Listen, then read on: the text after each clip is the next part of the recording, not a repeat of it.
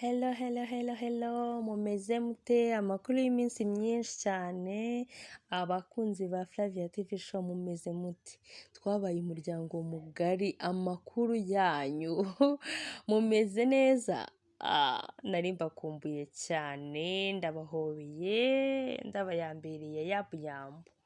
Aho uri hose hagiye hatandukanye ku isi, ndagusuhuje, ndakuramukije, Imana ikomeze kubana namwe. Ndumva nanjye ndi kuvugishwa. Imana ikomeze kubana namwe, Imana ikomeze kubandindira, muraba agaciro kuri njye. Ndashimira buri muntu wese wakoze subscribe, like, share and comment. Cyane cyane umuntu wakoze subscribe, abantu 723. Imana ibahe umugisha cyane. Nizeye kandi nashidikanya ko muri iki cyumweru turi bwuzuze abantu 1000. Ni ukuri byose murabishoboye. Umuntu uri bukunde ikiganiro ngiye gukora akore share ku bantu bagiye batandukanye. Ndabizi neza ko 1000 cyo turacyuzuza mu minsi mike cyane, n'umunsi umwe birashoboka ko twakuzuza aba subscribe 1000. Murakaza neza rero kuri Flavia TV Show. Uyu munsi nifuje ko twaganira, ndashaka ko tuganira ku ukuntu wagira urugo rwiza kandi rugahorana umunezero. Ni iki wakora? Ese urasabwa iki kugira ngo ube wagira urugo rwiza? Ese wowe ururimo ni rwiza? Ese niba atari rwiza bipfira hehe? Abagabo, abagore, abasore bitegura kurushinga n'abakobwa bitegura kurushinga muzi. Mwegere hino rero mutere agatebe tuganire. Simufite amatsiko nk'ayo mfite, nimuze tuganire. Tugenda twumva ubuhamya bw'abantu bagiye batandukanye. Abantu benshi baza kuri social media ni abantu batanga ubuhamya bw'uko urugo rwabananiye, bw'uko urugo rwabababaje, y'uko urugo ari rubi. Abana benshi cyangwa abakobwa benshi cyangwa abasore benshi bakagira ubwoba bwo gushaka kubera yuko ngo yumvise yuko abandi bavuze ko urugo rwababereye rubi. Umva nshuti yanjye, nta muntu wubaka nk'undi, ntabyo wari uzi. Gutinya gushaka kubera yuko urugo rwakubera rubi n'ubugwari. Reka mbivuge muri iyo mvugo. Kubera ko uwo muntu uko yubatse siko uzubaka. Igihe yubatse si cyo uzubakamo. Umuparteneri yari afite wese uzaba ufite, sibyo? Nimutinyuke. Hari ingo nziza nyinshi zinezerewe, zimeze neza, zubatse neza, z'intangarugero, aho ugira ngo uhe umwanya urugo rwubakitse nabi. Umwanya urugo rwubakitse neza, ugira n'ibyo wiga, ugira n'ibyo bigiraho, ugira n'ibyo bakuraho. Njye ndi umuhamya wo guhamya ko urugo rwiza rubaho. Urugo rwiza rubaho pe. Kimwe yuko n'urugo rubi rubaho, sibyo? Ibyo ni ibintu bibaho muri ubu buzima, muri iyi si, ni ibintu bibaho. Ariko reka tuganire, turebe ikintu twakora kugira ngo urugo rwacu rube rwiza, kugira ngo urugo rwacu rube isoko y'umunezero wacu, sibyo? Nicyo nifuza ko twaganiraho uyu munsi. Wikishyiramo ko umuntu mugiye kubana ari marayika. Wikishyiramo ko umuntu mubana mu rugo ari marayika.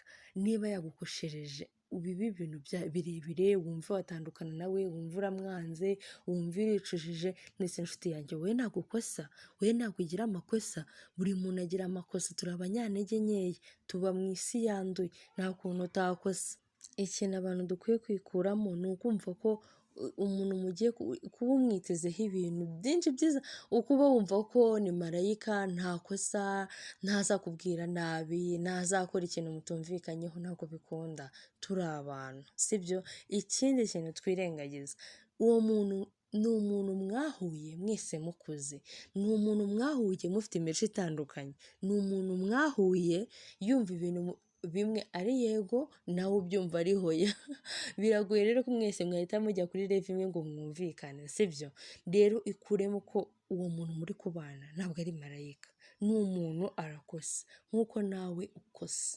Buri muntu agira amakosa, nta muntu w'intungane ubaho muri iyi si, sibyo? Buri muntu arakosa pe. Rero bisaba ngo uwo muntu umubabarire. Uwo muntu niba agukoshereje mubabarire, cyane iyo mukibana. Uratungurwa cyane, umuntu mwaragiye muhura kuri date ntabwo biba bihuye nk'umuntu mwahuriye ntabwo biba bihuye n'umuntu mwahuriye mu rugo. Umuntu mwahuriye mu rugo ntabwo biba bigishobotse ko yakwihishamo, sibyo? Reka ariko mvuga ko murabana mu minsi ya mbere ashobora kwiyorobeka, ariko uko iminsi igenda ishira, uko ugenda umukorera ikintu atabasha gukontorora, akagenda rero akwereka isura ye ya nyayo, ya sura utigeze umenya muri fiyansaye, ya sura utigeze umenya ahashize hanyu muri gukundana, akakwereka indi sura. Bisaba iki rero? Bisaba ngo uwo muntu umwakire uko ari, utangire umwige, ibyo akunda ubikore cyane, ibimushimisha ushyiremo imbaraga ubikore, ibimubabaza ubyirinde. Naho ntabwo nakubwira ngo muzabana mu rugo muhore museka, ntabwo kandi kubana n'umuntu ntuhore useka buri munsi buri munsi. None se usibye wenda kuvuga wenda ngo wageze mu rugo ngo umuntu yakubabaje, none se wowe ukiri umukobwa cyangwa ukiri umusore, nta muntu wakubabazaga cyangwa ntabwo wabyukaga ngo wumve urababaye, sibyo? Ibyo ni ibintu bisanzwe, ni ibintu bisanzwe bibaho mu buzima. Wowe ikintu ukora cya mbere ni ibintu bisanzwe, wowe ikintu uba ugomba gukora ni ukwemera yuko uwo muntu muri kubana ni umuntu, ni umuntu kandi ntabwo ari perfegiti, arakosa kimwe nk'uko agira n'ibintu byiza. Njyewe nkunda ko umuntu yakora ikintu cyiza ukagiha agaciro cyane kuruta umuntu wakoze ikintu kibi. Niba afite ibintu byiza yagukoreye akaba yakubabaje, tekereza ku bintu byiza yagukoreye biruta ibibi yakoze uwo mwanya cyangwa uwo munsi. Ibyo bizagufasha kubaka urugo ubabarira uwo mubana. Kuba umuntu mutagize ibintu mwumvikanaho, mwabiganiriye cyangwa hari ikintu ushaka akacyanga bitewe n'uko wenda ibyo bintu ntabikunda, ibyo bintu ntabikozwa, ni gake gake, sibyo? Niba ubonye ko uwo muntu icyo kintu atagikunda, mugenze gake, fayino, uzagenda ubimukundisha gahoro gahoro, ariko utahise ujya hejuru nawe ngo uvuze induru uterereye hejuru.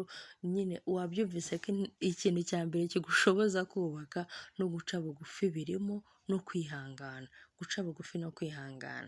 Tugeze ku cya communication, biba byiza communication yawe n'umupatina wawe yiyongereye. Nk'iyo uri muri fiyansaye, ndavugisha abasore n'abakobwa bakiri guteretana cyangwa abaciye muri ibyo bihe, iyo communication yanyu ari nkeya muri fiyansaye, iyo bigeze mu rugo noneho bihumira ku murashi, biragoye cyane ko muri fiyansaye nta communication yabagaho mwagera mu rugo mukayigira. Ibyo ni ibintu bigoye, ni experience yindi ntaho ihuriye n'izindi. Bisaba ngo communication yanyu yiyongere, habeho gusangira amakuru. Niba hari ikintu umenye ubwire mugenzi wawe atarinze kujya kugikura ahandi, kuko reka nkubwire nk'igihe hari nk'abantu baba bameze gutya, akaba azi ikintu ntakibwire umupatina we, umupatina we yabimenya akavuga wayi kuko icyo atigeze abimbwira, nanjye reka mwihorere, akabifata muri rangaje yuko yamuhishe bitari ngombwa akabimenya. Undi ubyakiriye akabimenya atabibwiwe na mugenzi we, akarakara muri we kandi akakabika, kakagenda kiyongera ku tundi tuntu twinshi azagenda ahura natwo mu rugo. Bisaba ngo rero communication ibe hejuru, ugane n'umupatina wawe, ubundi biba byiza umuntu mubana cyangwa mujye gushakana aba ari uba best friend wawe, sibyo? Kuki wumva ko best friend wawe yaba hanze y'urugo cyangwa hanze ya relationship yanyu? Cyane ko uko ugwiza inshuti nyinshi hanze y'urugo, babandi ubwira, babandi uganyira, babandi ubwira relationship yawe ukuntu itari kugenda neza, barahindukira sheri bakabwira umupatineri wawe ukuntu nta mugore afite, ukuntu nta mugabo afite, akaguteranya akavuga ibyo wamubwiye agashyiramo n'umunyu, bikakugarukira ari ikintu gikomeye cyane utabasha no gusiba. Iyo wageze mu rugo ho ni ikintu ushobora gusazana nacyo, umupatina wawe aba ari wa muntu ubabarira ntiyibagirwe, ushobora kujya ucyurirwa buri munsi. Rero ducunge ibyo tuvuga, ducunge n'inshuti dufite, umupatina wawe ari bumugire inshuti. Niba ubana n'umugabo cyangwa ubana n'umugore akaba atari inshuti yawe, akaba atari umuntu wagisha inama, akaba atari umuntu waruhukiraho ngo urire uruhuke wumve ko ubohotse, ni ikibazo. Isuzume nawe yisuzume, harimo ikibazo kandi gikomeye. Birakwiye ko communication yanyu izamuka ikajya hejuru. Ikindi, duhe umwanya abantu dukunda. Nuha umwanya umuntu ukunda nawe akaguha umwanya, bizabafasha kugira relationship nziza, bizabafasha kugira urugo rwiza. Umuntu mubana numuhe umwanya. Niba utahaye umwanya umuntu mubana, ukava ku kazi igihe hari nk'abantu bavuga ngo babaciye inyuma, just nkumva ko babyiteye. Ibyo byo ni iyindi topic tuzabigarukaho undi munsi. Uri umuntu uhora mu kazi, uhora uri busy, umuntu mubana ntabwo mubonera umwanya, ugera ku buriri uhita usinzira, utaha utinze ukabyuka kare, icyo cyo rwose. Ninde wakubwiye ko uwo mugore wazanye mu rugo cyangwa uwo mugabo muri kumwe akeneye ibiryo iwabo ntiyaryaga? Akeneye kuba yaryama ahantu heza, akeneye kuba yatura mu nzu nziza, yego birakenewe, ariko si umwanya. Ibyo byose bihari nta mwanya nta rukundo, mwakubaka mute? Ni hahandi habaho gucana inyuma, ni hahandi habaho gusuzugurana, ni hahandi habaho kutubahana. Ntabwo bishoboka ko wakubaka relationship yanyu imeze gutyo. Umva iki kintu, ha umwanya umuntu ukunda, akazi wagira kose ntabwo karuta umupatina wawe. Muhe umwanya, niba aguhamagaye akakubura, muhe message, umwandikire umubwire kuri busy, ariko making sure ko wamenye uko yaramutse, wamenye niba wamusize aryamye, umuhamagara umubaze wabyutse amahoro, umeze neza? Umenye ukuntu ameze, kuko uko umusiga mu rugo wowe uri kujya gushaka imibereho waramwimye umwanya, niko agira abandi bantu ku ruhande bamubwira amagambo meza, bamuryoshya, atangira kubona ko yibeshye. Ese niba umupatina wawe atangiye kubona ko yibeshye, ubwo si wowe ufite ikosa? Buri wese aba agomba kwisuzuma. Uha umwanya umuntu ukunda, n'iyo utamusohokana mwanasohoka mu rugo mukagenda mugakora akamarshe, muganira, mufata akayaga. Abantu bakunda kwitwaza ngo nta mafaranga mfite yo gusohokana umuntu. Ntabwo ari ibintu bigoye, nimukore urugendo, haba muri karitsiye, haba hehe, aho mubashije kugenda n'amaguru, mugende muganira, mugende muruhurana mu mutwe, umubwira inkuru, akubwira inkuru. Ndabizi noneho ku badamu duhorana inkuru zidashira, inkuru ubwo tuba tuzifite ku bwinshi, dukunda umuntu udutega amatwi, sibyo? Abagabo mwige gutega amatwi abagore banyu, abagore natwe twige kubaha abagabo bacu, twige kububaha, twige kubaba hafi, twige kubahumuriza. Ibaze kuba ubana n'umupatina ukagera ahantu ukumbura ndagukunda, ukumva ufite irungu muri wowe. Why umugeza abantu mu rugo cyangwa mubana mukirara muri relationship, umuhate wari ufite muri fiançailles? Ndabyumva inshingano ziba zariyongereye, ntabwo ibintu biba bikimeze kwa kundi, ariko se guterera iyo nibyo biba bikwiye? Iyo utereye iyo nibwo uba ugize neza, nibwo uba ukoze neza. Njyewe numva dukwiye kwita ku bantu tubana nabo, ku bantu dukunda, tukababwira ko tubakunda, tukababwira ko basa neza, tukababwira ko ari beza, tukababwira ko ari ab'agaciro mu buzima bwacu. Ibaze kwicara ukavuga ngo ngo arabizi ko mukunda, ngo ababibona, arabizi, ariko se ibikorwa byawe birabyerekana? Uzi yuko iyo utitaye ku muntu ngo umukeyaringe, n'igikorwa nyamukuru cyo mu buriri kitagenda neza, biriya bintu ni mu mutwe, kiriya gikorwa kigendana no mu mutwe no mu marangamutima. Niba umuntu umuhura ukamera nk'aho iryo jambo ryihorere, ariko urumva uko biri kose, niba utateguye umuntu mu buryo bw'amarangamutima no mu mitekerereze, ntabwo icyo gikorwa cyagenda neza, ntabwo buri muntu wese yakishima. Umwe muri mwe yakishima undi ntiyishime.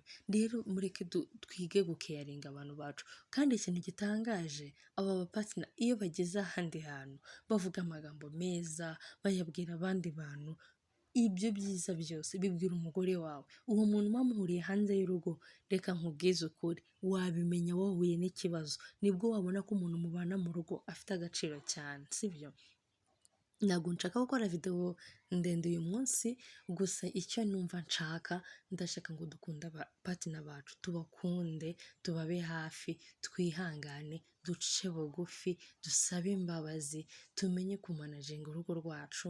Inshuti tumenye ngo turagira izi ngizi, tumenye ibyo tuvuga, tumenye ibyo tutavuga, naho ubundi urugo rwiza rubaho, ariko ntabwo ari urugo ruza nyine nta kintu wakoze,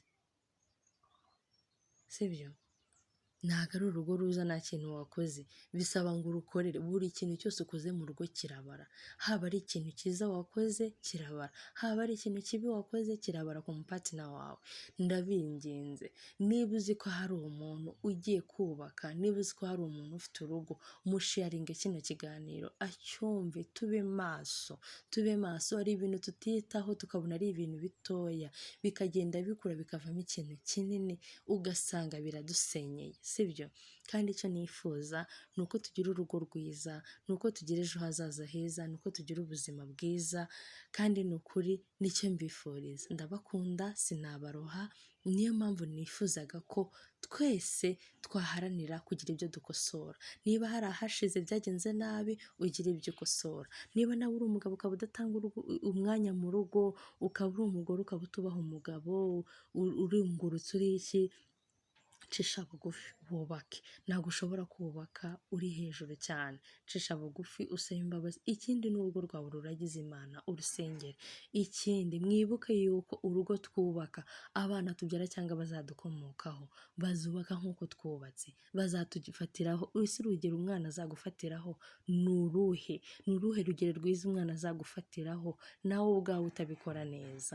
Nakubona usuzugura papa nawe azamusuzugura, nakubona usuzugura mama nawe azasuzugura uwo bazabana, sibyo? Twisubireho rero, ntabwo nifuje gukora ikiganiro kirekire cyane, mwakoze kubana nanjye kandi nkomeje gushimira buri muntu wese wakoze subscribe, like, share and comment. Ndagira ngo mbabwire ko mukomeze kugira ibihe byiza,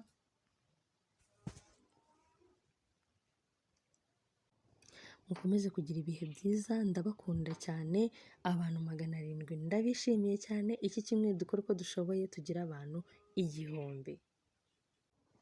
Iki cyumweru byashoboka ko tugeza mu bantu 1000 cyangwa n'umunsi umwe byonyine birashoboka.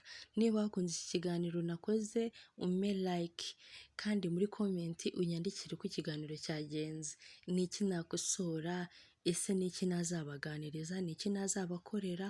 Noneho umenye neza ngo next tuzakora ikihe kiganiro, sibyo? Kandi umuntu wakunze uburyo nakozemo kino kiganiro, imitima myinshi, anyandikire muri comment abimbwire.